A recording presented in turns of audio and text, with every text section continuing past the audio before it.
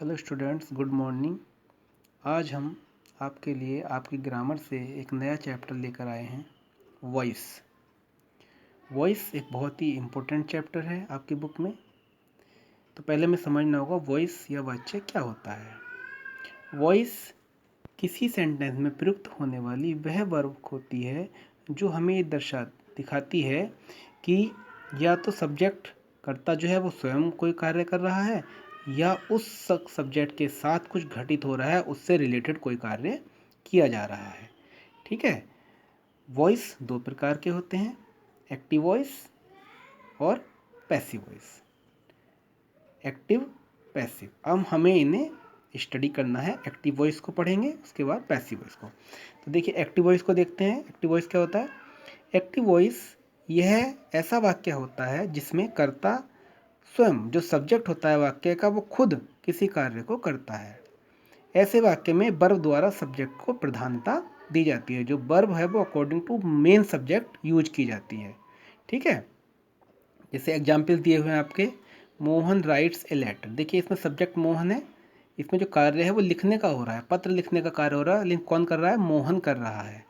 दूसरा सेंटेंस है they will teach me. इसमें टीचिंग का कार्य हो रहा है, पढ़ाने का कार्य हो रहा है, कौन कर रहा है? दे कर रहा है, दे के द्वारा किया जा रहा है।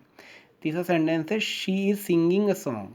इसमें गीत गाने का कार्य हो रहा है, कौन कर रहा है? शी के द्वारा वो कार्य किया जा रहा है। और नंबर 4 सेंटेंस है फादर रीड द न्यूज़पेपर। ये रीड सेकंड फॉर्म है यहाँ पर।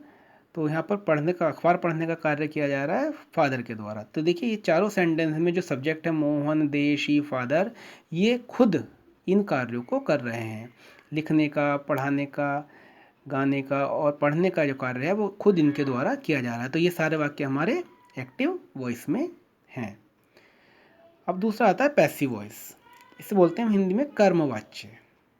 जब किसी वाक्य का सब्जेक्ट स्वयं कार्य ना कर रहा हो बल्कि किसी अन्य के द्वारा उसके लिए कोई कार्य किया जा रहा हो, तो ऐसे वाक्य पैसिव वॉइस के वाक्य कहलाते हैं।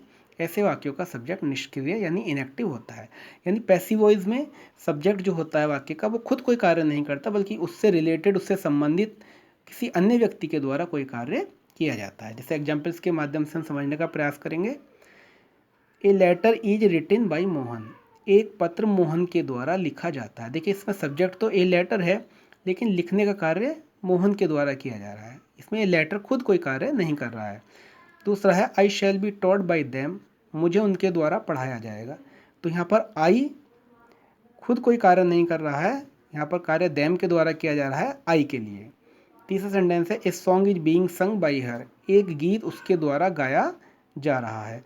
तो यहाँ पर गीत के द्वारा कोई कार्य नहीं है बल्कि गीत से संबंधित गाने का कार्य किया जा रहा है हर के द्वारा। फोर्थ सेंटेंस है द न्यूज़पेपर व रेड बाय फादर।